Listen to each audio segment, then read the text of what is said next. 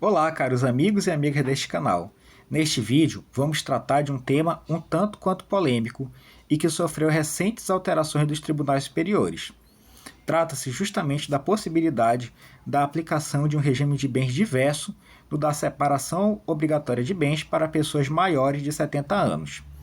Primeiramente, cumpre registrar que existem 4 regimes de bens vigentes no direito brasileiro: a comunhão parcial, a comunhão universal, a separação de bens e a participação final dos aquestros.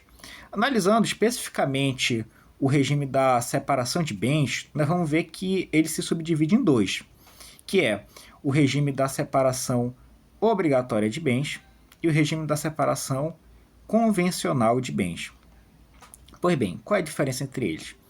A diferença é que no regime da separação convencional de bens, as próprias pessoas, com a sua livre e espontânea vontade, vão lá e optam por esse regime, pelo regime da separação de bens. Por outro lado, o regime da separação legal de bens é quando a própria lei, nas hipóteses previstas também na própria lei, determina que o regime aplicável a uma determinada pessoa vai ser o regime da separação de bens. E uma dessas hipóteses é justamente a questão do casamento do septuagenário, ou seja, da pessoa que tem mais de 70 anos. Mas aí que vem a grande pergunta, né? Será se a lei não estaria violando a autonomia da vontade? Será se a lei ela realmente poderia vir e fixar um regime de bens para uma pessoa sem que essa pessoa tivesse a possibilidade de alterar esse regime? E a resposta, né, até pouco tempo, e sem nenhuma ressalva, é que a lei poderia sim, né, aplicar especificamente o regime da separação obrigatória de bens para as pessoas que tivessem mais de 70 anos e resolvessem contrair o casamento ou a união estável.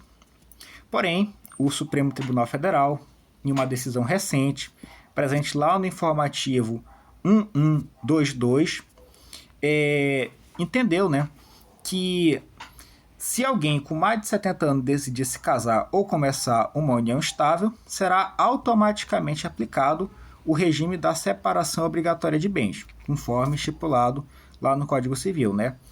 No entanto, agora é possível que seja alterado esse regime, ou seja, que seja escolhido um outro regime de bens, desde que seja feito por meio da escritura pública.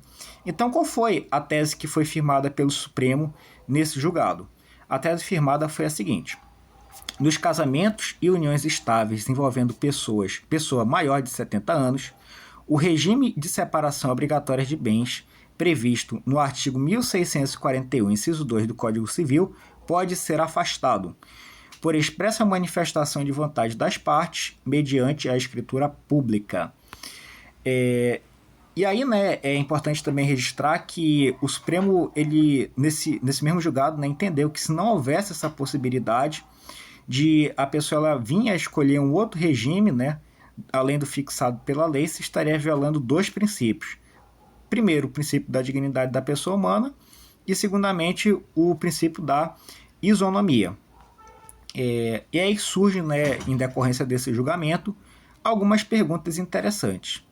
Seria possível uma pessoa maior de 70 anos ter o seu casamento regido pelo regime da comunhão universal de bens? E a resposta agora é que sim.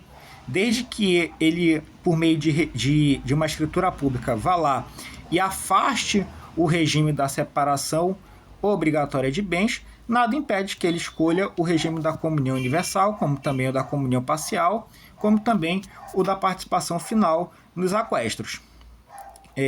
Pois bem, uma outra pergunta: o que acontecerá se não for feita a escritura pública afastando o regime da separação de bens? Bom, nesse caso, né, segundo o próprio Supremo decidiu, o que vai acontecer é que automaticamente vai estar valendo, né, vai estar regendo esse casamento, o regime da separação obrigatória de bens. Positivo? Pois bem, então, né, continuando aqui com as perguntas, um ponto interessante que faltou ser destacado é que essa escritura pública, né, que vai ser feita afastando esse regime da separação obrigatória de bens, ela tem efeitos prospectivos. ou seja, vai valer a partir da lavratura do ato, não o que? Contemplando o patrimônio anterior, certo? Pois bem, e por fim, né, uma última dúvida é: a decisão do Supremo vale apenas para casamentos ou também para união estável? E a resposta, né, é que vale para os dois. Vale tanto para casamento quanto para união estável. E é isso.